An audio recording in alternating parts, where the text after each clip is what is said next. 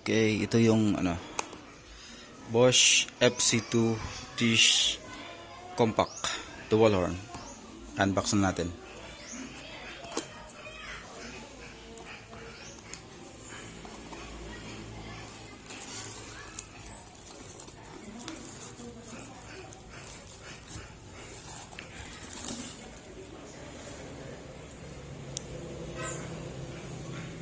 Bosch.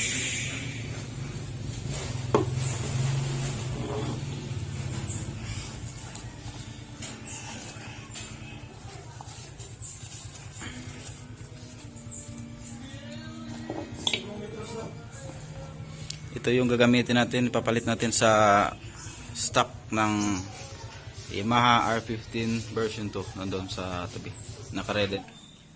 Tanggalin lang natin yung stock na horn. Tsaka papalitan natin ng Bosch compact horn FC2. Diyan din natin ilalagay yung isang horn. Look. Look.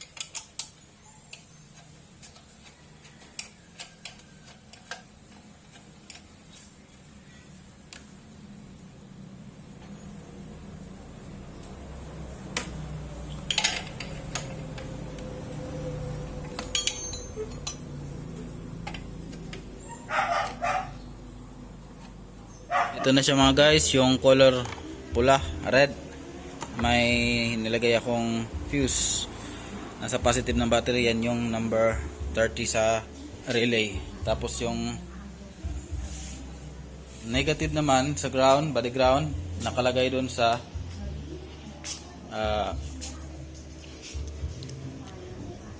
ito yung galing sa negative. Nakakonect siya sa yung isang wire, nakakonect sa isang horn. Yung isa naman nakakonect din dito sa isang horn. Tapos ito yung relay.